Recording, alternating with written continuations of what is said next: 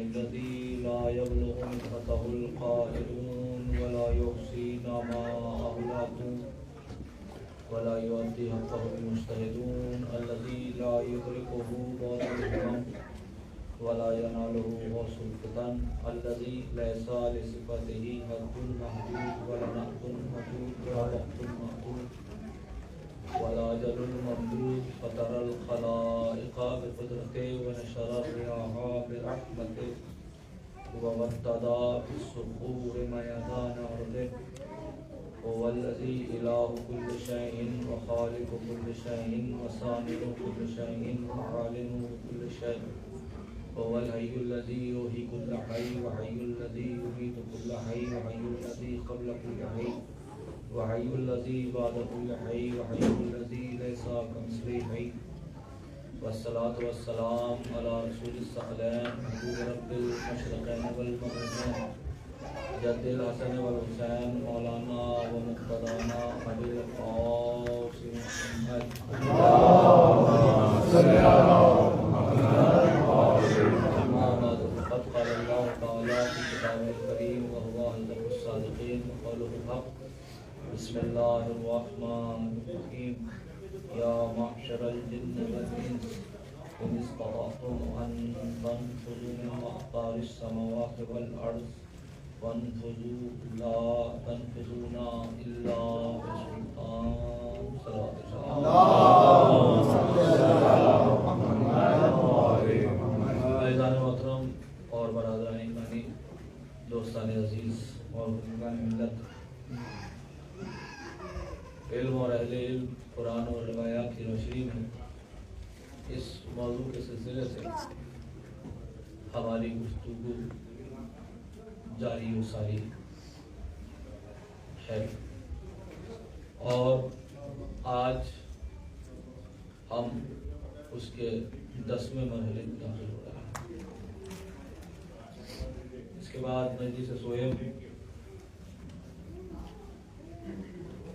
ایک مجلس اور ہے کہ جس میں بہرحال موضوع کو مکمل کرنا ہے۔ اس طرح سے آج اور آنے والا بیان موضوع کے سلسلے سے ظاہر سی بات ہے کہ یہ موضوع اپنے آپ میں ایک وسیع ترین موضوع ہے، اس لیے کہ زندگی کا کوئی بھی قدم بغیر علم کے نہیں اٹھتا۔ انسان زندگی کے ہر قدم میں اس کو ضرورت ہے کہ وہ علم کی روشنی میں اپنے سفر حیات کو آگے بڑھائے، اور جیسی اور جس زمانے کی نسل ہوتی ہے اس زمانے کے اعتبار سے اور جہاں جیسے حالات ہوتے ہیں اس کے تقاضوں کے اعتبار سے انسان علم کا انتخاب کرتا ہے، لیکن یہ علوم جو علوم انسانیت ہیں، یہ علوم جو انسان کی ہدایت کے لیے آئے ہیں، یہ قیامت تک ان میں کوئی تغیر نہیں ہوتا۔ عزیزان گرامی، پروردگار عالم نے یوں تو بہت ساری چیزیں پیدا کی ہیں، یہ پوری کائنات کا خالق وہ ہے۔ آپ خود محسوس کر سکتے ہیں کہ زمین اپنے سینے میں نہ جانے کتنے ذخائر رکھتی ہے، لیکن ان تمام ذخائر کے باوجود، ان تمام عناصر اور معادن کے باوجود پروردگار نے جب زمین کا فرش بچھایا تو اس نے فخر نہیں کیا کہ ہم نے تمہارے سامنے زمین کا فرش بچھایا ہے جس کے اندر تم محنت اور مشقت کرتے رہو گے، لیکن اس کے باوجود بھی اس کے تمام ذخائر کو درک نہیں کر سکتے۔ تو اللہ کے لیے بہت آسان تھا کہ وہ کہہ دیتا کہ میں وہ خالق ہوں کہ جس نے زمین کو خلق کیا ہے۔ اس کے لیے بڑا آسان تھا کہ وہ آسمان پر چیلنج کر دیتا کہ تم میں ہمت ہے تو آسمان جیسی کوئی مخلوق بنا کر لاؤ کہ جو اتنے خوبصورت انداز میں سیاروں سے اور کہکشاؤں سے سجی ہو، جو چاند اور سورج سے مزین ہو، جس میں سارے ضرورت انسانی کے تقاضے موجود ہوں، لیکن جب اس نے آسمان کا شامیانہ لگایا اور اتنا خوبصورت، لیکن اس کے باوجود بھی اس نے فخر نہیں کیا کہ ہم نے آسمان کو پیدا کیا ہے۔ اسی طرح سے وہ پانی جو ضرورت حیات ہے، وہ پانی کہ جس کے بغیر انسان چند دن گزار لے تو بہت بڑی بات ہے، وہ پانی کے جو بہت عظیم نعمت ہے، اس نے جب ٹھاٹے مارتے ہوئے سمندروں کو وجود دیا، بہتی ہوئی ندیوں کو ہمارے سامنے پیدا کیا، تو اس نے فخر نہیں کیا کہ ہم وہ ہیں کہ ہم نے سمندروں کو پیدا کیا ہے۔ اس نے نعمتوں کو جا بجا قرآن مجید میں ذکر کیا کہ ہم نے آسمان کو بنایا ہے، ہم نے زمین کا فرش بچھایا ہے، ہم نے سورج جیسی تندیل کو روشن کیا ہے، ہم نے چاند جیسے جو ہے وہ وجود کو منور کیا ہے، ہم نے ستاروں کو روشنیاں عطا کی ہیں، لیکن اس نے ان ساری چیزوں پر فخر نہیں کیا۔ اب ظاہر سی بات ہے، اسی لیے سورہ مبارکہ رحمان میں وہ کہتا رہا فَبِأَيِّ آلَاءِ رَبِّكُمَا تُكَذِّبَانِ، خدا کی کن کن نعمتوں کو تم جھٹلاؤ گے۔ تو اس کا مطلب یہ ہے کہ پوری کائنات اس نے سجائی، مگر اس نے فخر نہیں کیا کہ ہم کائنات کے سجانے والے ہیں، ہم کائنات کو پیدا کرنے والے ہیں، ہم کائنات کے شامیانے کو لگانے والے ہیں۔ لیکن عزیزان گرامی، انسان کو جب اس نے خلق فرمایا تو انسان ایک ایسی مخلوق تھی، اسلام انسان ایک ایسا وجود تھا، انسان ایک ایسی خلقت تھی جس کو بنانے کے بعد اس نے فخر محسوس کیا۔ توجہ کیجئے گا، اس نے فخر کیا، تبارک الذی بیدہ الملک، وہ پاک و پاکیزہ ہے وہ ذات جس کے قبضہ قدرت میں ملک ہے۔ یہ تو کہاں ملک ہے کہ یہ کائنات ہمارے قبضے میں ہے، مگر فخر نہیں کیا۔ لیکن جب انسان کو خلق کیا تو کہتا ہے تبارک اللہ احسن الخالقین، پاک و پاکیزہ ہے وہ ذات جو بہترین خلق کرنے والا ہے۔ انسان کی خلقت کو کرنے کے بعد وہ فخر کر رہا تھا، وہ فخر کر رہا تھا، اور ایک جگہ نہیں متعدد مقامات پر اس نے کہا والتین والزیتون وطور سینین وہذا بلد الامین لقد خلقنا الانسان فی احسن التقویم۔ وہ ہیں کہ جس نے انسان کو احسن تقویم پر پیدا کیا ہے، انسان کو بہترین نقطہ اعتدال پر پیدا کیا ہے، انسان کو ہم نے نقطہ اعتدال جو ہے وہ دیا ہے کہ جس کے اندر کسی طرح کی کوئی کمی نہ ہوئی۔ تو اب میں کہہ سکتا ہوں کہ پوری کائنات ایک طرف ہے، انسان کی خلقت ایک طرف ہے۔ توجہ کیجئے گا، میں ان تمہیدی منزلوں سے استوار ہو کر گفتگو کو بڑی تیزی کے ساتھ اس منزل تک لے جانا ہے کہ جہاں آج کے حد تک مرحلہ فکر معین ہے۔ تو پوری کائنات ایک طرف ہے اور انسان کی خلقت ایک طرف ہے، لیکن اس کے باوجود بھی کائنات کو اگر ایک پڑھنے میں رکھ دیا جائے، میزان کے اور ترازو کے ایک پڑھنے میں پوری کائنات کو رکھ دیا جائے اور ایک طرف انسان ہو، تو کائنات اس کے سامنے پست نظر آئے گی۔ یہ اتنی بڑی مخلوق ہے، اسی لیے خالق نہج البلاغہ مولا امیر المومنین نے فرماتے ہیں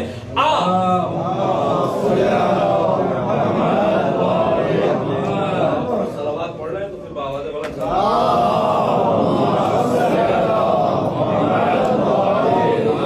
صلوات پڑھواتا ہوں۔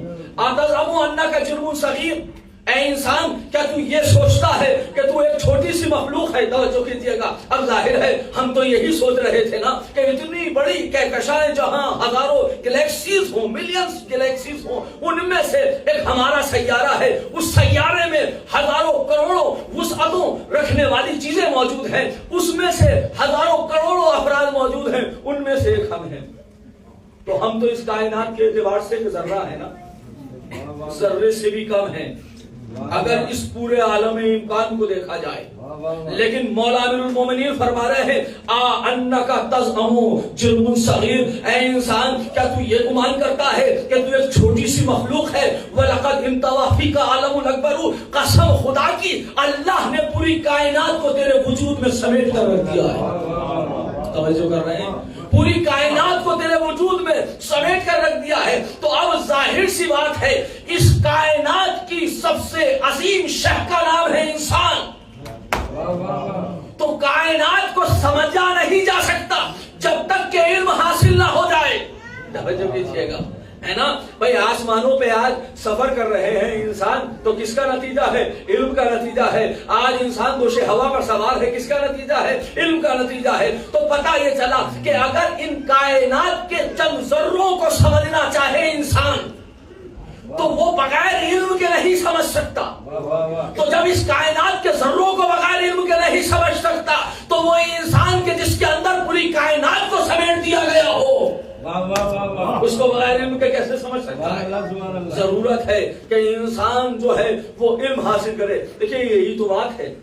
جب ہمارے یہاں کوئی خالق ہوا، اس نے کوئی مشین بنائی، کوئی بھی مشین لے لیجئے، واشنگ مشین لے لیجئے، کوئی بھی مشین لے لیجئے، تو اس کے اندر دو چیزیں اہم ہوتی ہیں. ایک بک اور دوسرے جو اس کے بنانے والے یا اس کے ایکسپرٹ جو اس کو جانتے ہیں. دو چیزیں اہم ہیں. بک اس کو دے دی جاتی ہے جس کو استعمال کرنا ہے. توجہ کیجیے گا. اور اس میں ڈائریکشن ہوتے ہیں، ساری چیزوں کے ہدایتیں ہوتی ہیں کہ آپ اس کو ایسے چلائیے، ایسے نہیں چلائیے. ایسے چلائیں گے تو فلاں کا نقصان، فلاں چیز خراب ہو سکتی ہے، فلاں چیز صحیح ہو سکتی ہے. اس کو یعنی اس میں ساری ہدایتیں انسان کے لیے موجود ہوتی ہیں اس مشین کے متعلق کہ کون سا پرزہ کیسا ہے، کون سا جو ہے وہ کتنی دیر تک یہ چلنی چاہیے، کیا یعنی ساری اس میں مختصر اس کے بارے میں ساری تفصیلات ہوتی ہیں. کیوں؟ تاکہ وہ خراب نہ ہو سکے. توجہ کیجیے گا، تاکہ وہ خراب نہ ہو. یہ ساری ہدایتیں کیوں ہوتی ہیں؟ کہا کتاب ایک چھوٹی سی مشین ہم نے بنائی، اس کے ساتھ ایک کتاب کو رکھا، اور اگر اس کے باوجود بھی وہ خراب ہو جائے تو کچھ ہمارے پاس ایکسپرٹ ہیں کہ جن کو آپ کال کر سکتے ہیں اور بلا سکتے ہیں اور وہ اس کو صحیح کر سکتے ہیں. میرے عزیزوں، اگر چھوٹی سی مشین کوئی بنائے تو وہ یہ محسوس کرتا ہے کہ ایک کتاب ہو، ایک صاحب کتاب ہو. تو وہ خدا کے جو کائنات میں سب سے افضل شے بنا رہا تھا، جو اس کائنات کی سب سے نایاب شے انسان تھی، تو یہ کیسے ممکن تھا کہ اس کے لیے کتاب اور رہنما کا اہتمام نہ ہوتا؟ تو اسی لیے تاکہ انسان کی ہدایت کے لیے اس نے قرآن عطا کیا اور والی سے قرآن عطا کیے تاکہ ان کی روشنی میں مقصد حیات کو لے کر آگے بڑھ رہا ہے. یہ چیز ہے. اب یہ علم توجہ کیجیے گا. لیکن عزیزان گرامی، یہ علم، یہ انسان تو کتنی بڑی مشین ہے یہ انسان. اچھا، جو انسان استعمال کر رہا ہے نارمل مشین، اگر وہ اس کے بارے میں نہیں جانتا تو مجھے بتائیے کہ نقصان ہو جائے گا یا نہیں ہو جائے گا. اس کے پاس کار ہے، ڈرائیونگ نہیں جانتا، اس کے پاس کار ہے، اس کی چیزوں کو نہیں جانتا، کہاں پر بریک ہے اور کہاں پر ریس ہے. بریک کی جگہ اگر ریس دبا دیا جائے تو کیا ہوگا؟ کہا خود تو ہلاکت میں پڑیں گے ہی پڑیں گے، دوسروں کو بھی ہلاکت میں ڈالیں گے.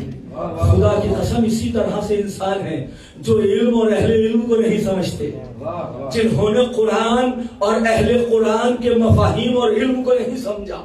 انہوں نے اپنے مقصد حیات کو ختم کر دیا اور اپنا تو نقصان کیا ہی کیا، وہ دوسروں کو لے کر بھی چلے گئے.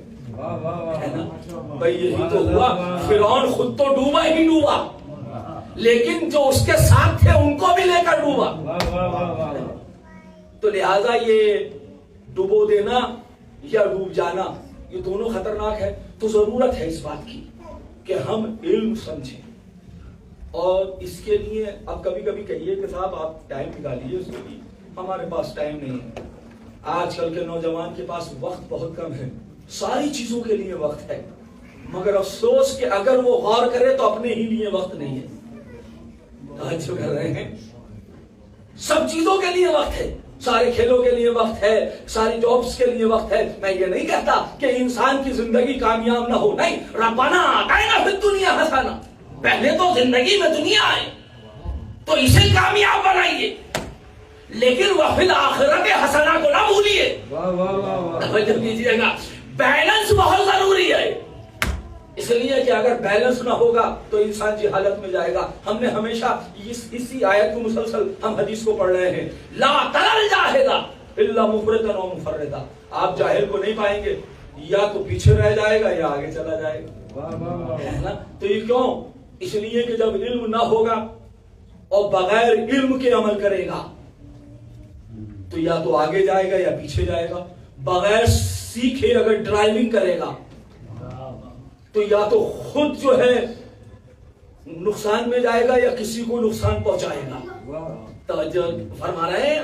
تو لہذا لیکن ایک حدیث اور سنیے, امام فرماتے ہیں نحو البلاغہ میں, فرماتے ہیں الناس اعداء ما جہلوا. انسان اس چیز کا دشمن ہوتا ہے جس کو نہیں جانتا. توجہ کر رہے ہیں؟ انسان اس چیز کا دشمن ہوتا ہے جس کو نہیں جانتا. پروردگار تو انسان جب دنیا میں آتا ہے تو آتا ہی جاہل ہے, تو جانتا کچھ بھی نہیں, تو پھر تو ہر چیز کا دشمن ہو جائے گا. توجہ کر رہے ہیں عزیزان گرامی؟ یہی تو وجہ ہے کہ تحمل علم انسان میں علم اور تحمل پیدا کرتا ہے. جہالت انسان میں عجلت اور بے چینی پیدا کرتی ہے. آپ کو معلوم ہے آیت اللہ, خدا غریق رحمت کرے, آیت اللہ وائلی, شیخ وائلی عرب کے بہت بڑے خطیب تھے, عرب کے بہت بڑے خطیب تھے, دنیا سے تشریف لے گئے. شاید ہی کوئی عرب میں ایسا ہو کہ جو مجلس سے سنتا ہو اور اس نے شیخ وائلی کو نہ سنا ہو یا نہ دیکھا ہو یا نہ جانتا ہو.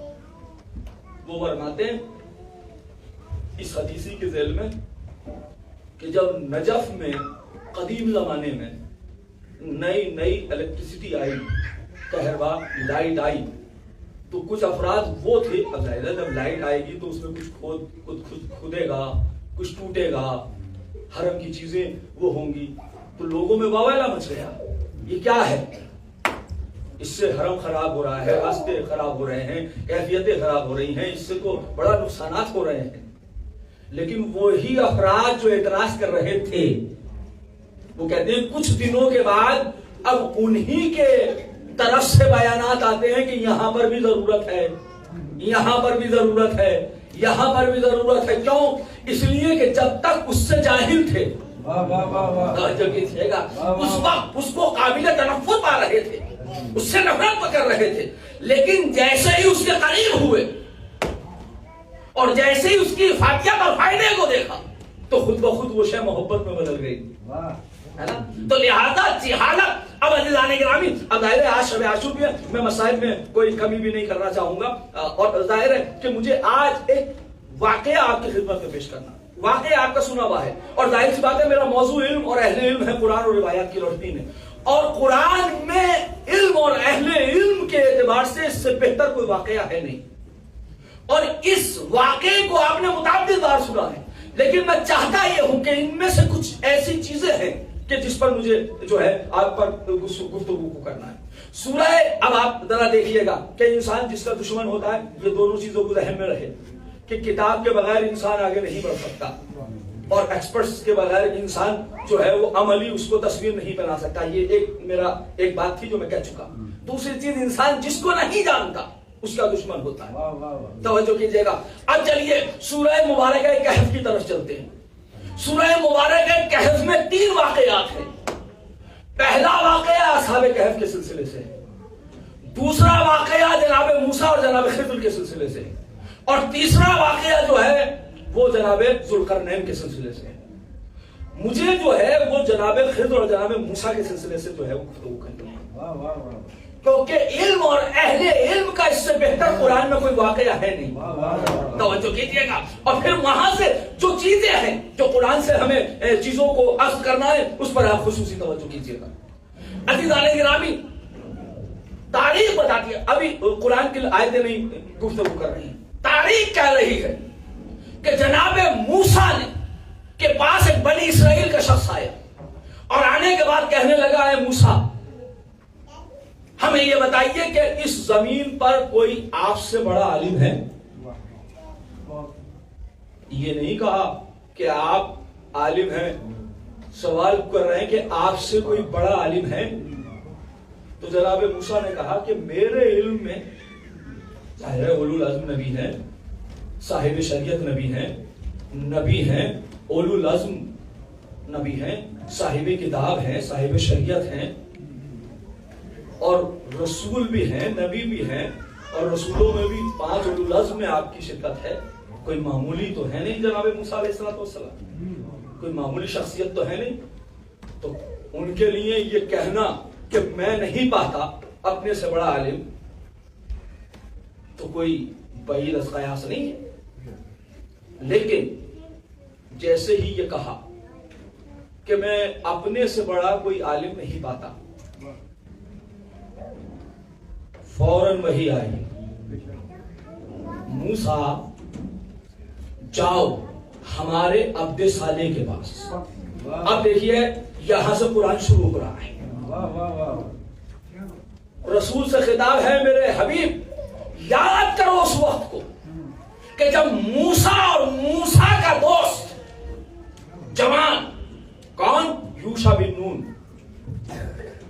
ان سے ہم نے کہا کہ جاؤ ہمارے عبد صالح کے پاس جاؤ، اس عبد کے پاس جاؤ، علمناہ من لدنا علما، کہ جس کو ہم نے اپنے پاس سے علم دیا ہے، جو تم سے بڑا عالم ہے. جاؤ اس کے پاس. کہاں مجمع البحرین پر. بحرین بحر جب مثنیٰ ہے، بحر سمندر کو کہتے ہیں جہاں 2 جمع ہو جائیں اسے مجمع البحرین کہتے ہیں. جہاں 2 سمندر جمع ہو جائیں، سنگم، جہاں سنگم ہو جائے 2 کا، اس کو مجمع کہتے ہیں، جمع ہونے کی جگہ، یعنی 2 سمندروں کے جمع ہونے کی جگہ. کہا ہے موسیٰ جاؤ اور یوشع بن نون تم بھی جاؤ. لیکن مسئلہ ابھی یہاں پر جو قرآن تذکرہ کر رہا ہے دونوں کا تذکرہ کر رہا ہے، اور جا کر آپ سورہ کہف میں اس کو پڑھیے گا. دونوں سے کہا گیا کہ جاؤ، اور جانے کے بعد جو ہے وہ مجمع البحرین، لیکن حقیقت میں خطاب کس سے ہے؟ جناب موسیٰ سے. موسیٰ تم جاؤ مجمع البحرین پر اور دیکھو ہمارے عبدوں میں سے، ہمارے بندوں میں سے ایک بندہ ملے گا، علمناہ من لدنا علما، اور ہم نے اس کو علم دیا ہے، اپنے پاس سے ہم نے اس کو علم دیا ہے. اب جناب موسیٰ نے اپنے وسیع جناب یوشع بن نون سے کہا کہ بھائی چلو. اب جو چلتے چلتے تھک گئے، لیکن موسیٰ نے آواز دی کہ میں جب تک عالم کو ترک نہیں کر لوں گا میں اپنے سفر کو منقطع نہیں کر سکتا، سفر کو ختم نہیں کر سکتا. عزیزان گرامی، یہاں جناب موسیٰ نے ایک پیغام دیا نا کہ علم کو حاصل کرنے کے لیے مشقتوں کو نہ دیکھنا، تھکنا نہیں. اگر عالم کے پاس جانا ہے، صاحب علم کے پاس جانا ہے، تو سیرت موسیٰ یہ ہے کہ کتنا لمبا سفر ہو، تھکنا نہیں ہے. اب گئے اور جانے کے بعد ایک موقع پر بھوک لگنے لگی. اب جب بھوک لگنے لگی کچھ دیر آرام کیا، پھر چلے اور بھوک لگنے لگی. اب جب بھوک لگنے لگی تو اپنے دوست سے یوشع بن نون سے کہا ارے وہ جو مچھلیاں تم ساتھ لائے ہو اس کو کھا لیتے ہیں. کہا سرکار میں آپ سے کہنا شیطان نے مجھے بلا دیا، ہم جس وقت پتھر کے پاس آرام کر رہے تھے اور مجمع البحرین وہاں تھا، وہاں پر وہ مچھلیاں خود بخود پانی کے اندر چلی گئی. اب یہاں 2 نظریات ہیں کہ آب حیات تھا یا یہ جناب یوشع بن نون یا پروردگار ایک علامت اور نشانی دے رہا تھا، یعنی مردے کو زندہ کر رہا تھا، بتا رہا تھا عالم کے پاس جاؤ گے تو مردگی سے نکل کر زندگی میں چلے جاؤ گے. توجہ کر رہے ہیں، جہاں جانوروں کو حیات ملتی ہے اسے علم کہتے ہیں. اب جیسے ہی جناب موسیٰ نے کہا سنا کہ وہ مچھلیاں، کہا یہ وہی تو مقام تھا کہ جس کی ہمیں تلاش تھی. اب پیچھے کی طرف آئے، مجمع البحرین پر آنے کے بعد رک گئے، سامنے عالم کو دیکھا. عالم کون تھا؟ جناب خضر. توجہ کیجیے گا، اب قرآن خاموش ہے جناب یوشع بن نون کے لیے، یا تو وہ وہیں رک گئے یا وہ واپس چلے گئے. اب مسئلہ قرآن جو تذکرہ کرتا ہے جناب خضر کا اور جناب موسیٰ کا. जनाब मूसा करीब आए और आने के बाद कहने लगे, ए आलिम, क्या मैं आपकी इत्तिबा कर सकता हूं कि आप मुझे वो इल्म दे जो अल्लाह ने आपको इल्म दिया है जिससे इस्लाह हो सके। तवज्जो कीजिएगा, ये अब आयतों के मैं बिल्कुल तर्जुमे आपको कर रहा हूं और वक्त के पेश नजर आयत को बहुत सिर्फ इशारा कर रहा हूं जिसमें रुश्द पाया जाए। हम तो अल्लेमानी रुश्दा वो इल्म हो जिसमें रुश्द हो, हिदायत हो। तवज्जो कीजिएगा, इसका मतलब ये वो इल्म नहीं है कुरान की नजर में कि जो हाँ हिदायत ना पाई जाए। तवज्जो कीजिएगा, जिससे जिंदगी ना समझ जाए। अब एक मर्तबा आप देखिए, मूसा जैसा उलुल अज़्म नबी जनाब खिज़र से कह रहा है, क्या मैं आपकी पैरवी कर सकता हूं? क्या आप मुझे इजाजत देते हैं कि मैं आपकी पैरवी में रहूं? उलुल अज़्म नबी में बार बार तकरार कर रहा हूं, इस पर जरा तवज्जो दीजिएगा। तो एक मर्तबा अब क्या कहते हैं जनाब खिज़र, अजीब जुमला है, इन्नका लन तस्तई माई सबरा, मैं जानता हूं कि तुम मेरे साथ सब्र नहीं कर पाओगे। अल्लाह अकबर, बड़ा कीमती जुमला है खुदा की कसम। उलुल अज़्म किसी छोटे मोटे इंसान से ये कहो कि भाई आप नहीं समझ पाओगे तो बात समझ में आती है, लेकिन मूसा जैसा उलुल अज़्म नबी, उससे जनाब खिज़र कह रहे इन्नका लन तस्तती, लन जहां आता है मत ताकीद के लिए आता है, यानी ऐसा हो नहीं सकता कि तुम समझ सको। इन्नका लन तस्तती माई सबरा, तुम मेरे साथ सब्र नहीं कर सकते। और फिर इसके बाद कहते हैं, और तुम सब्र कैसे कर सकते हो जिसका तुम्हें इल्म न हो? तुम सब्र कर भी कैसे सकते हो जिसका तुम्हें सब्र, जिसमें तुम्हें इल्म ना हो? इसका मतलब यह है कि जिहालत बेसब्री सिखाती है, इल्म सब्र सिखाता है। यही तो वजह है कि मदीने से करबला तक उन्होंने तो पूछा जो इल्म नहीं रखते थे कि कहां जा रहे हो, लेकिन जो इल्म रखते थे उन्होंने हुसैन से नहीं पूछा आप क्यों जा रहे हैं। जो कीजिएगा, तो इल्म इंसान को सब्र सिखाता है। अब एक बार दवा तुम मेरे साथ सब्र नहीं कर सकोगे, और फिर कैसे सब्र कर सकोगे जबकि तुम्हें उस बात का इल्म नहीं है?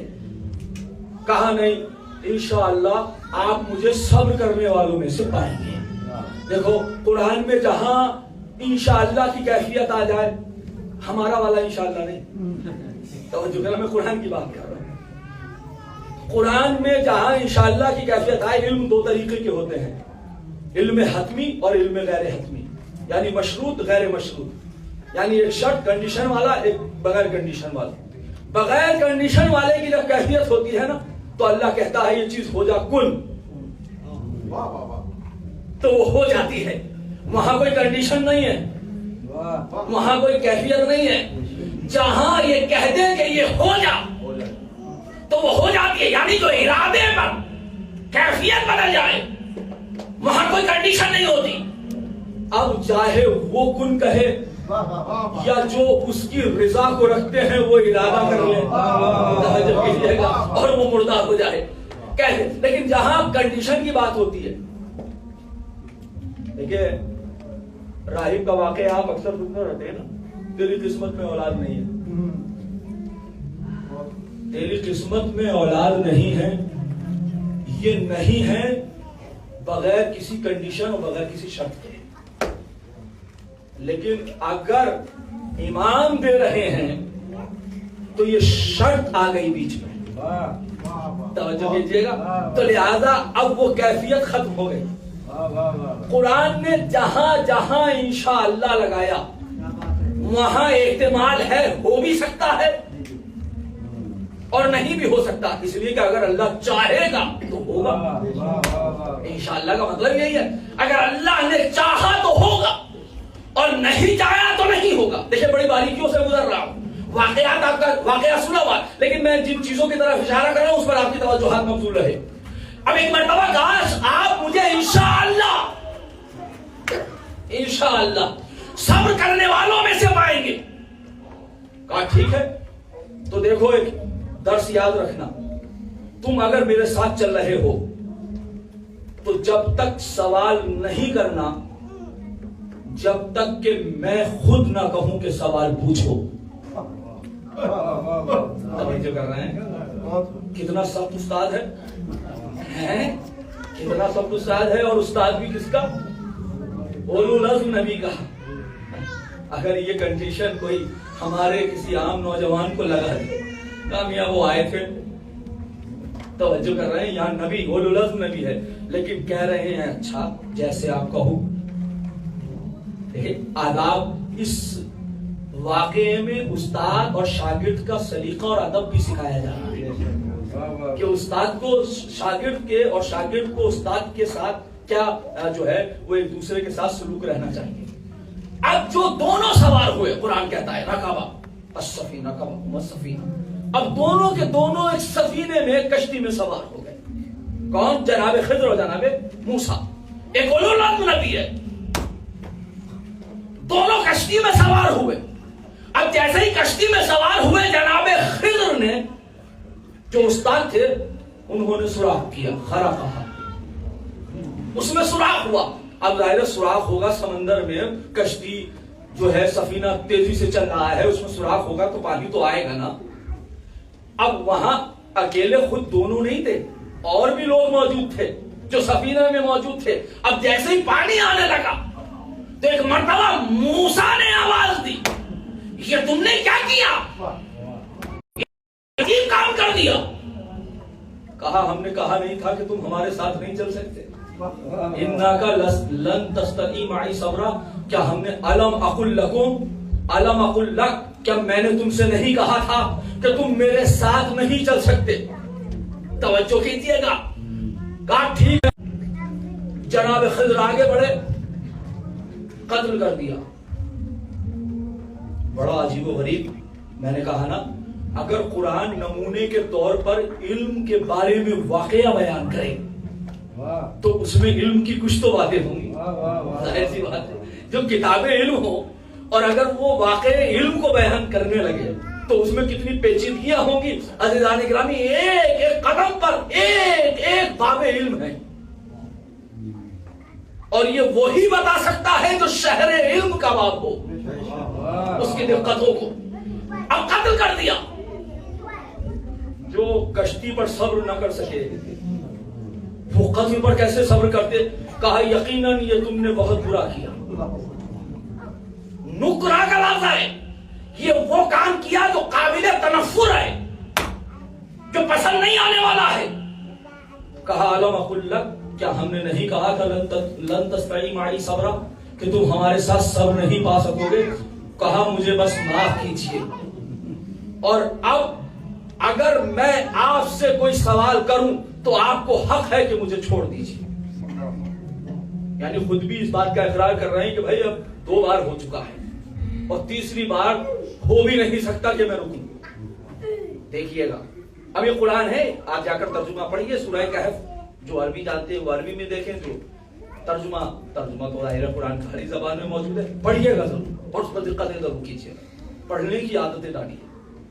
تو لہذا اب تیسری کیفیت، ایک قریے میں گئے اور قریے میں بھوک کی کیفیت یہ تھی کہ بھوک بہت تیز لگ رہی ہے۔ جناب موسیٰ سوچ رہے ہیں کہ کوئی ہو تو مہمان بنا لے، ہے نا، مگر اس زمانے میں نہیں لوگ مہمانوں سے بھاگتے، اس زمانے میں بھی بھاگتے تھے، اسی لیے رسول نے آواز دی اکرموا الضیف ولو کان کافرا، مہمان کا احترام کرو چاہے وہ کافر کیوں ہو، ہے نا، اس لیے کہ مہمان اپنا رزق خود ساتھ لے کر آتا ہے، معصوم کی حدیث ہے۔ تو لہذا اب عزیزان گرامی سنیے گا، موسیٰ کی خواہش یہ ہے کہ بھوک بہت تیز لگی ہے، کوئی ہو جو مہمان بنا لے کہ جس کی وجہ سے ہمارا شکم سیر ہو جائے۔ لیکن نہ جناب خضر سے کسی نے کچھ کہا، نہ جناب موسیٰ سے کسی نے کچھ کہا کہ سرکار آ جائیے ہمارے یہاں آ جائیے۔ اب ہوا یہ کہ ایک مرتبہ جناب خضر نے جناب موسیٰ نے سے کہا، استاد نے شاگرد سے کہا دیکھو یہ دیوار گر رہی ہے، چلو اس کی تعمیر کرتے ہیں، جس کو بھوک لگی ہو۔ لیکن اب کیونکہ استاد اور شاگرد کا مسئلہ تھا، استاد حکم دے رہا ہے کہ یہ کام کرو، تو شاگرد نے اعتراض نہیں کیا، کرا، کرنے کے بعد کہا کاش یہ ہو جاتا کہ آپ جو ہے یہ اتنا جو ہم نے کام کیا ہے اجرت ہی کے طور پہ کسی کا کام کر لیتے تو نتیجے میں کچھ عوض مل جاتا تو ہماری بھوک تو ختم ہو جاتی. مطالبہ غلط تو نہیں بھائی, بھوک لگ رہی ہے, یہ اہل بستی ہمیں جو ہے کھانے کے لیے بھی نہیں دے رہے, ہم ان کی دیواریں بنا رہے ہیں, تو لہذا کم سے کم اتنا کام تو ہم کر سکتے ہیں نا کہ وہ کام جو ہم فری میں کر رہے ہیں وہ کام ہم اجرت میں کر لیتے ہیں. کم سے کم اجرت وہ تو ہماری محنت اور مشقت کا حل ہے. نتیجہ ہے تو اب ہوا کیا, بنا دیا کہا ہذا فراق بینی و بینک. اب یہ وہ منزل آ گئی کہ تم اپنے راستے کو چلو, ہم اپنے راستے کو چلتے ہیں. لیکن اے موسیٰ, جانے سے پہلے کیا اس کی تعویل نہیں سنو گے؟ کا کیا میں تمہیں اس کے بارے میں بتاؤں جو واقعات گزرے ہیں؟ کہا ہاں یہ تو میں بھی چاہتا ہوں کہ جو واقعات گزرے ہیں, خدا کی قسم غور کیجئے گا, یہ بڑا عجیب و غریب واقعہ ہے, بہت عجیب و غریب واقعہ ہے. اس میں علم کے آفاق ہیں. اب کیفیت کیا ہو گئی کہ جناب موسیٰ جانے سے پہلے کہنے لگے بھائی اس کی ذرا تعبیر مجھے تو بتائیے. کہا دیکھو موسیٰ, ہم نے وہ جو کشتی میں سوراخ کیا نا, یہاں پر ایک بادشاہ ہے کہ جو فقراء اور مساکین کی نئی کشتیاں اپنے قبضے میں کر رہا ہے, غصب کر رہا ہے. ہم نے اس کشتی کو عیبدار بنا دیا تاکہ وہ کشتی چھن نہ سکے. تو کم سے کم ایک چیز عیبدار ہی تو ہوئی, مگر وہ پوری سفینہ اور پوری کشتی بچ تو گئی. یہ اس کا فلسفہ ہے. جناب موسیٰ سن رہے ہیں. دوسرے کی کیفیت یہ ہے کہ اس کے والدین بہت نیک اور صالح تھے اور ہیں, لیکن کیونکہ وہ بڑا سرکش اور کفر کی وادیوں میں سرگرما ہے, ہم نہیں چاہتے تھے کہ وہ اپنے والدین کو منزل سے ہٹا کر گمراہ کر دے, لہذا ہم نے ایسا کیا.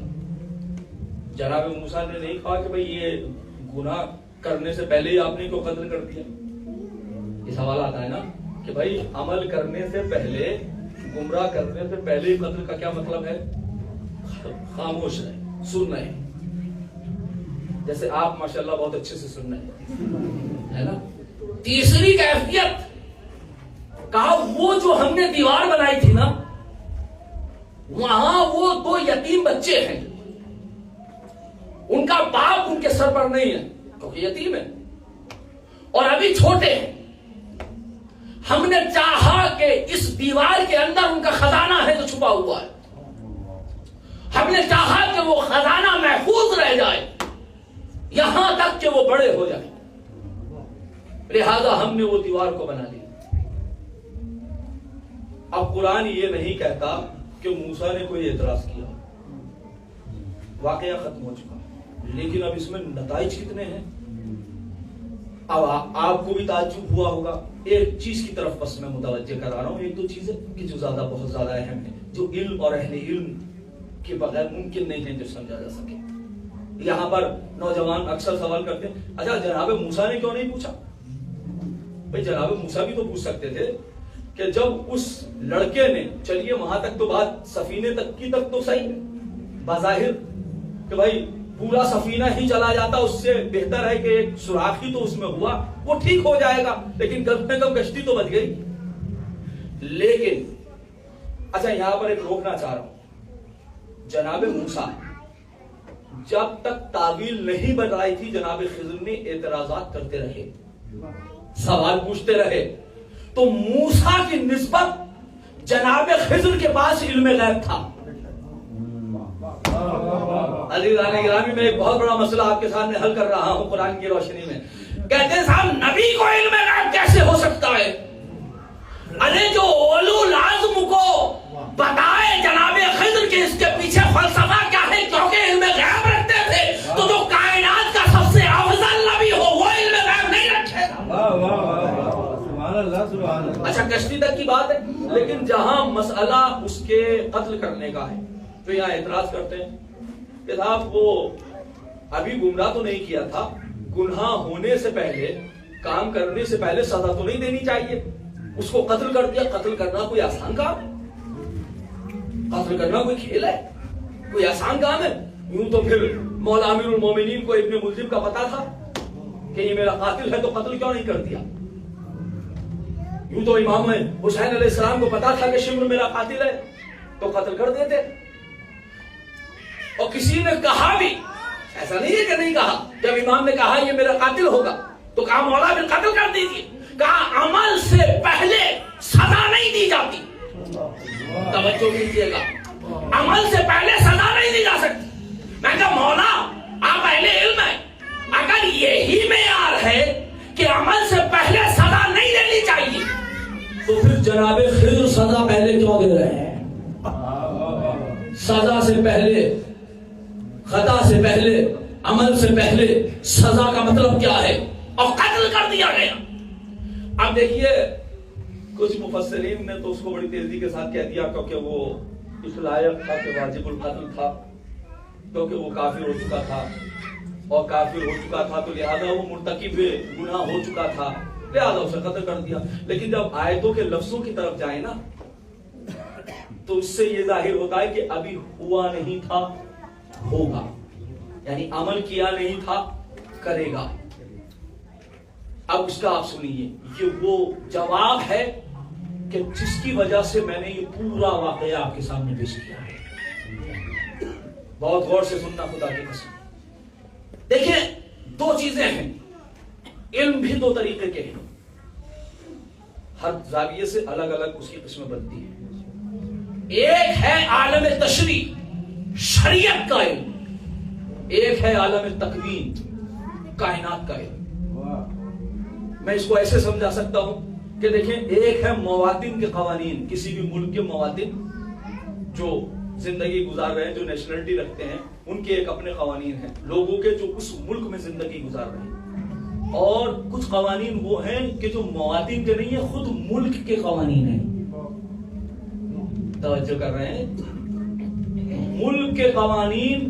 تو کچھ قوانین وہ ہیں جو مواتن اور ملک کے ساتھ ساتھ چلتے ہیں، اور کچھ قوانین وہ ہیں جو ملک کے الگ ہیں لیکن جو اس میں زندگی انسان گزارا ہے اس کے الگ ہے.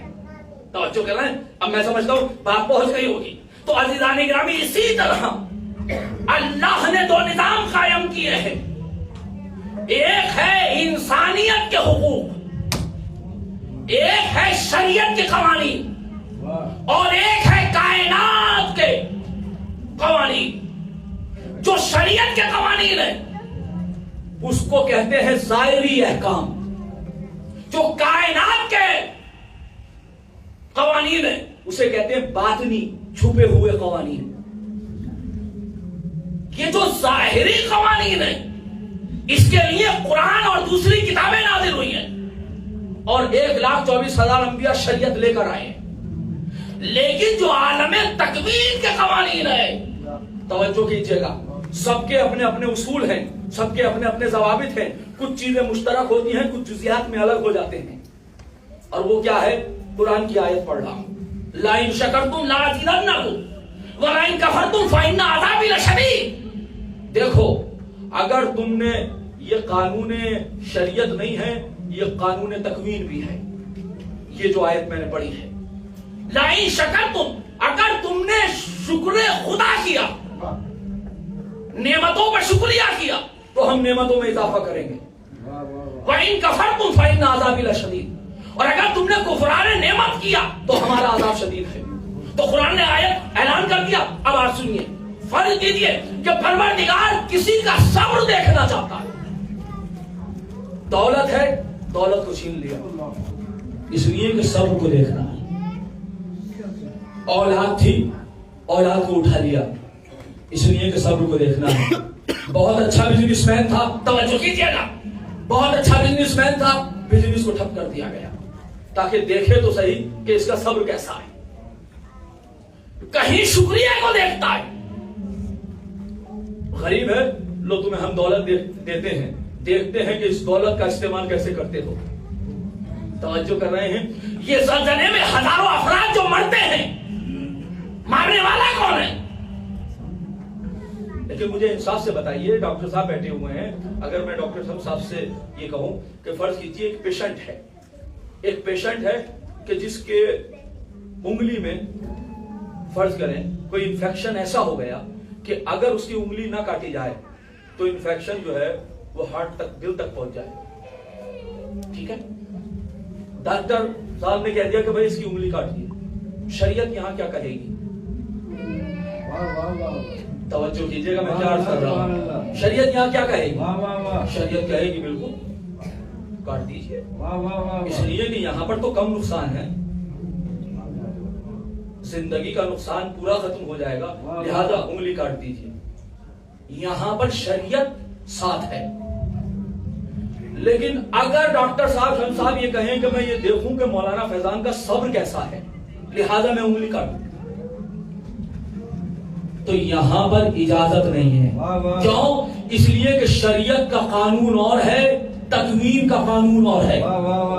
توجہ کیجیے گا، اللہ کو یہ حق حاصل ہے کہ اگر وہ چاہے تو آپ کی انگلی کو کاٹ سکتا ہے آپ کا صبر دیکھنے کے لیے۔ توجہ کیجیے گا، اللہ کو حق حاصل ہے کہ وہ اس کائنات کے اصولوں کے پیش نظر جو اس نے خود معین کیے ہیں وہ یہ کام کر سکتا ہے۔ آپ دیکھتے نہیں ہیں کہ زندگی میں کبھی کبھی کوئی کام ایسے ہوتے ہیں، میں کل اپنے بھائی کے پاس بیٹھا تھا تو انہوں نے ایک بات مجھے بتائی درمیان میں، آپ کی زندگی کے شاید ہی کوئی ایسا انسان ہوگا جس کے ساتھ کوئی نہ کوئی ایسی بات نہ ہو کہ جہاں وہ کرے کہ یہ کام ہو کیسے گیا، ہونا تو نہیں چاہیے تھا لیکن کیسے، اسے خود تعجب ہے۔ توجہ کر رہے ہیں، یہ تعجب کہاں سے پیدا ہوا؟ وہ بتا رہے تھے کہ صاحب ہم 5 محرم کو جانا چاہ رہے تھے، اگر آپ کی اجازت ہو تو 5 محرم کو ہم جانا چاہ رہے تھے، اور جب ایئرپورٹ پر پہنچے پاکستانی پاسپورٹ اس کی جو ہے، یہاں سے تو ہم نکل گئے، نکلنے کے بعد جب ہم وہاں پہنچے عراق پہ تو آپ ظاہر ہے کہ اس کی جو مدت تھی پاسپورٹ کی وہ ختم ہو چکی تھی، ایکسپائر تھا، پاسپورٹ ختم ہو چکا تھا ان کے اہلیہ کا۔ اب جب ختم ہو چکا تھا تو اب بتائیے کہ پاسپورٹ اگر ختم ہو چکا ہے تو ایک تو آنا، کیسے انٹری ہو، لیکن کہتے ہیں کہ کیسے نہ کیسے مسئلہ حل ہو گیا، اس لیے کہ طلب وہاں سے تھی جو بلا رہا تھا۔ توجہ کر رہے ہیں، تو قانون کے اعتبار سے تو ظاہر ہے مدت صحیح ہو تب سفر ہوگا، لیکن اگر قانون تکوین کے اعتبار سے وہ کسی کو بلانا چاہے تو کوئی روک نہیں سکتا۔ توجہ کر رہے ہیں، آپ نے زندگی میں بہت سے ایسے واقعات دیکھے ہوں گے، 2 دوست ہیں ساتھ سفر کر رہے ہیں، علمی سفر کر رہے ہیں، دونوں محنتی ہیں، پتا چلا کہ ظاہری اعتبار سے جو زیادہ محنت کرتا تھا وہ اس منزل تک نہ پہنچ سکا جہاں کا ٹارگیٹ تھا، لیکن وہ پہنچ گیا کہ جو اس محنتی تو تھا مگر اس سے زیادہ محنتی نہیں تھا۔ ایسا ہوتا ہے یا نہیں ہوتا؟ خدا کی قسم یہ قانون تکوین ہے، پروردگار جانتا ہے کہ اس کائنات کے نظام کو چلانا کیسے ہے، اس لیے کہ شریعت کے قانون اور ہیں، تکوین کے قانون اور ہیں۔ جناب خضر عالم تکوین کے عالم تھے، جناب خضر عالم تکوین کے عالم تھے، جناب موسیٰ عالم شریعت تھے، ہر انسان اپنے میدان کا عالم تھا۔ جناب خضر شریعت ظاہری پہ عمل نہیں کر رہے تھے، جناب موسیٰ باطنی شریعت کے نبی نہیں تھے۔ توجہ کر رہے ہیں، تو اگر اللہ ہزاروں لوگوں کو ایک زلزلے کی کیفیت میں بلانا چاہے تو کسی کو اعتراض نہیں ہے۔ اچھا اگر یہی کیفیت کسی اپنے نبی کو دے دے کہ ہم تمہیں اجازت دیتے ہیں کہ فلاں کا قتل کرو، تو پھر اس میں مقام تعجب نہیں ہے۔ کیوں؟ اس لیے کہ عالم تکوین اور عالم تشریح کی کیفیتوں کو سمجھیے۔ عالم تکوین کا حکم اللہ نے اپنے پاس رکھا اور جس کو چاہتا ہے جب چاہتا ہے عطا کرتا ہے۔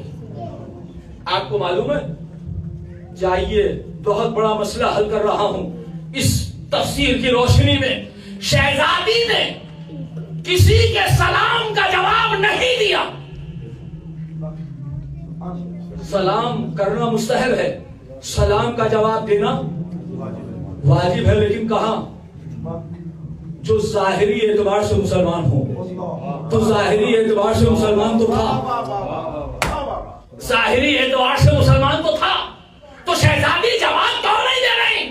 کہاں ہم ظاہر شریعت پہ عمل نہیں کر رہے اس وقت، اس لیے کہ بہت بڑی کیفیت کو ہمیں فاش کرنا ہے، لہذا ہم جواب سلام نہیں دیں گے اور اس کی حقیقت کو ظاہر کرتے رہیں گے، اس لیے کہ حقیقت میں کچھ اور ہے. ہاں جو ظاہری اعتبار پر تو کہیں کہیں نبی امام معصومین کو یہ حق حاصل ہے کہ وہ شریعت حقیقی جس کو کہتے ہیں قانون تکوین، عالم تکوین پہ عمل کرتی ہیں.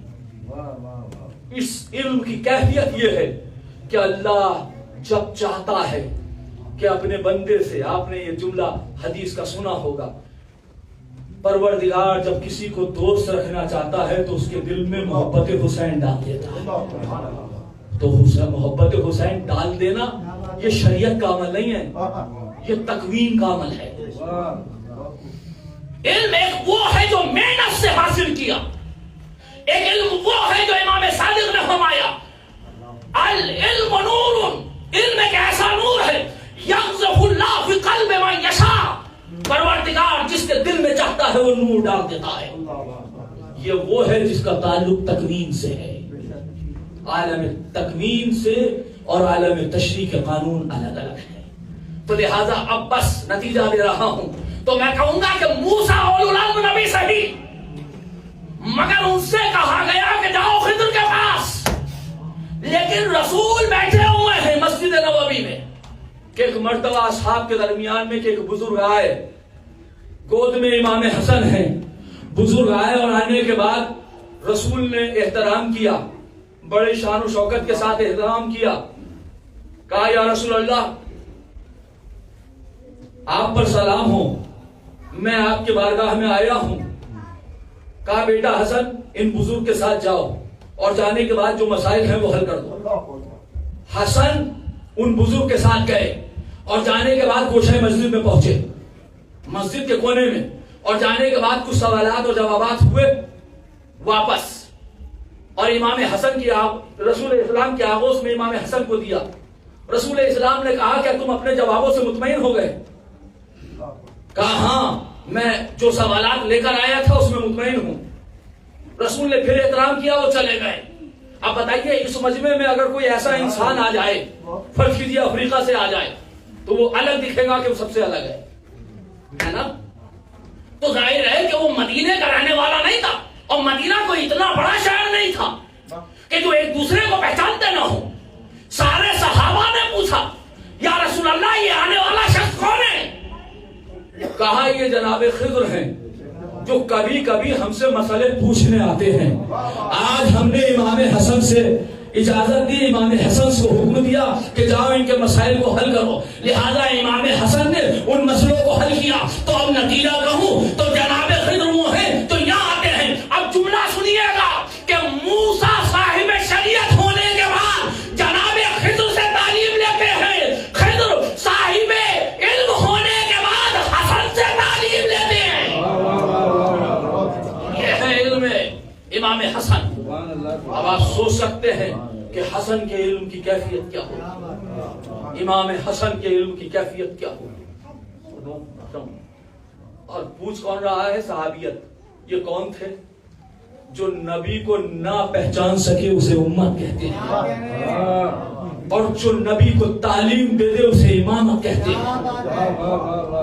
اور یہی تو وجہ ہے کہ یہ تکوین ہی کی کیفیت تھی جب آواز دے رہے تھے حل من ناس ینصرنا حل من مغیث یغیثنا، کوئی ہے جو ہماری مدد کو آئے.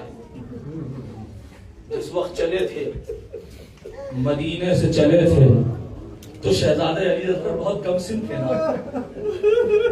تاریخ بتاتی ہے کہ 10 محرم میں 6 مہینے کے ہوئے ہیں. اصغر کی ساری عمر سفر میں گزر گئی. اصغر کہ ساری عمر سفر میں گزر گئی. یہ وہ علی ہے جس کو کبھی گھر نہیں ملا. رجب میں ولادت ہے اور رجب ہی میں سفر ہے. ایسا محسوس ہو رہا ہے کہ جیسے رسول کو اپنے شریعت کے نفاذ کے لیے، اعلان رسالت کے لیے ایک علی کا انتظار تھا، ویسے ہی تحریک حسین کو علی اصغر کا انتظار تھا. دنیا میں آئے، سفر شروع ہو گیا. مگر مجھے بتائیے یہ کون سا علم تھا کہ جب صغرا نے لیا تو نہیں، رباب آگے بڑھی نہیں آئے، زینب آگے بڑھی نہیں آئے، لیکن جب امام کائنات آگے بڑھا تو فوراً صغرا کا آغوش کو چھوڑ دیا.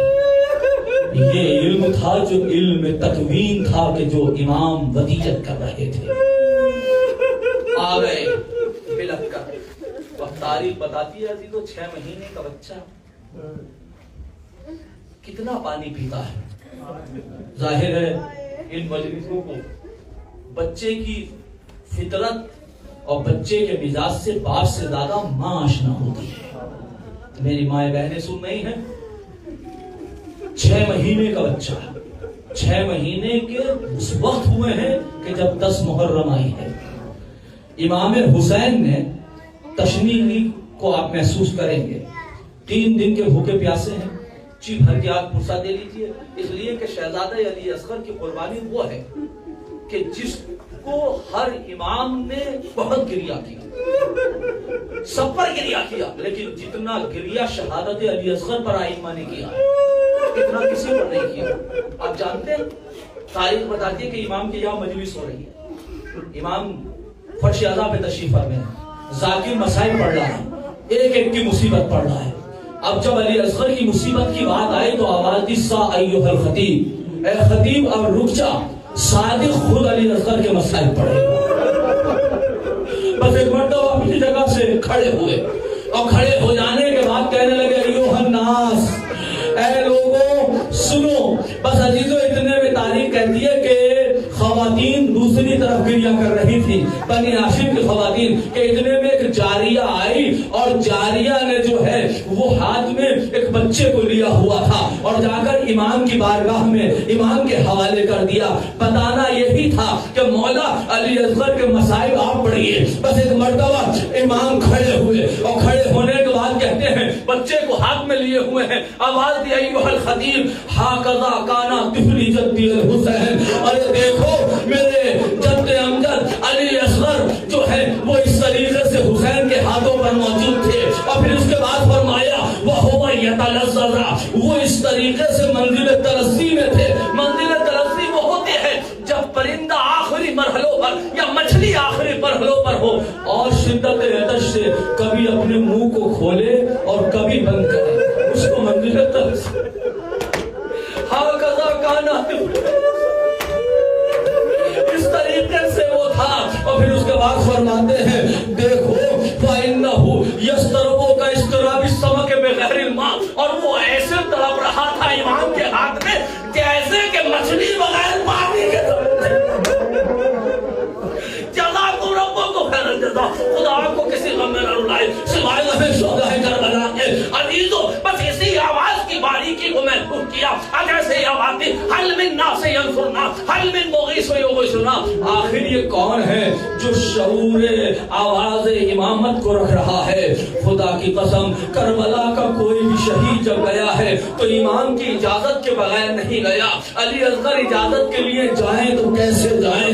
یہ گہوارے سے گرنا نہیں ہے، یہ گہوارے سے گر کر اجازت مانگ رہے ہیں. آقا بابا اب ہمیں بھی مرنے کی اجازت دے دیجیے. عزیزو خیمے میں قرآن بابا ہو گیا.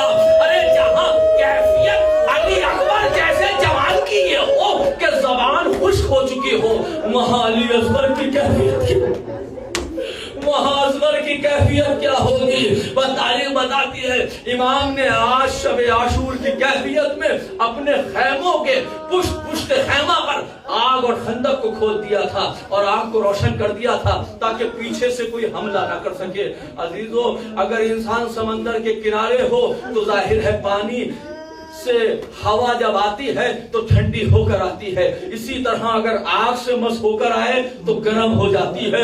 مجھے نہیں معلوم کہ کربلا کی اتنی شدید گرمی کے بعد پھر آگ کے ساتھ ہوا کا آنا. اور عزیزو آپ جانتے ہیں, مائیں بہتر جانتی ہیں کہ اگر تھوڑی سی آواز ہو جائے تو بچہ اچھل جاتا ہے, بچہ خوف سے اچھل جاتا ہے. ارے جہاں گھوڑوں کے ٹانگوں کی آوازیں ہوں, جہاں گھوڑوں کے ہنہنانے کی آوازیں ہوں, جہاں تلواروں کی آوازیں ہوں, مجھے نہیں معلوم کہ علی اصغر کتنی مرتبہ اچھلے. اور خوف ہے, جب خوف بڑھ جاتا ہے تو تشنگی میں شدت اور زیادہ ہو جاتی ہے, اس لیے کہ جب خوف ہوتا ہے تو فوراً زبان حلق خشک ہو جاتا ہے. نہ معلوم علی اصغر کتنے پیاسے تھے, لیکن ہاں امام نے بتایا اتنے پیاسے تھے کہ شدت عطش سے کبھی منہ کھول دیتے, کبھی منہ بند کر دیتے. اور ایک مرتبہ امام نے فرمایا لاؤ علی اصغر کو میرے حوالے کر دو. بس عزیزو چند جملے سنیے. بس ایک مرتبہ امام گئے اور جانے کے بعد کہا ایھا القوم, اے قوم, ان لم ترحمونی فرحموا ھذا الطفل. دیکھو اگر تم میرے اوپر رحم نہیں کرتے تو اس بچے نے تو کوئی خطا نہیں, اس کی ماں کا دودھ خشک ہو چکا ہے. امام فرماتے ہیں اے میرے شیعو, کاش تم کربلا میں ہوتے تو تم دیکھتے کہ میں کیسے اصغر کے لیے پانی مانگتا. ارے جس کو کبھی کچھ مانگنے کی عادت نہ ہو, وہ ایک قطرے کا سوال حسین کرو, ہو سکے تو اس بچے کو پانی پلا دو. اچھا تم یہ سوچتے ہو کہ اصغر کے بدلے حسین پانی پی لے گا تو وہ اس تب تیرے اقدار پر بچے کو بٹھائے. مجھے نہیں معلوم کہ جہاں تانا بھول جاتا ہو وہاں علی اصغر کو باپ نے کیسے لکھا. لیکن ہاں فوج اشتیا میں کوئی نہ تھا کہ جو پانی پلاتا. ایک مرتبہ حرملہ قریب اس نے پچھلے سال نے کہا اے نانا حرملہ اختا کلام الحسین, حسین کے کلام کو منقطع کر دے. تاریخ بتاتی ہے امام نے ایک مرتبہ اصغر کو اپنی آغوش میں لیا. اے میرے لال, تم بھی تو حجت خدا کرو, اپنی حجت کو تمام کرو. بس عزیزو ادھر سے سیف شعبہ تیر چلا, تیز شعبہ تیر, اور ایک قبض سے اصغر کے پڑا تیر. اب جیسے ہی چلا بنا ایک تاز حسین کے بازو میں بے بس ہو گیا. مجھے نہیں معلوم کہ حسین نے کیسے دیا. اور ایک مرتبہ آسمان کا رکیا, انکار آسمان کو ہے, راضی زمین نہیں, اصغر تمہارے خون کا ٹکا. یہ کہہ کے خاک کو مل لیا. بس آخری جملے تاریخ کہتی ہے, بس ایک مرتبہ خیمے کے قریب پہنچے.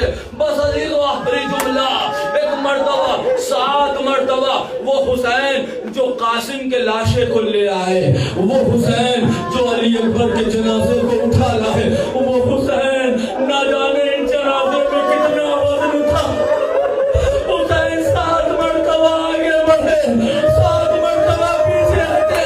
امامت کہہ رہی تھی حسین قدم آگے بڑھاؤ, باپ کا دل کہہ رہا تھا ارے رباب نے پوچھا. بس ایک مرتبہ خیمے میں پہنچے. عزیزو جملے کی آپ زیارت کریں گے. آخری جملہ سنیے. آپ جانتے ہیں اگر چھوٹا بچہ ہو اور اس کی بہن 3 یا 4 سال کی ہو تو اپنے بھائی سے بڑی مانوس ہوتی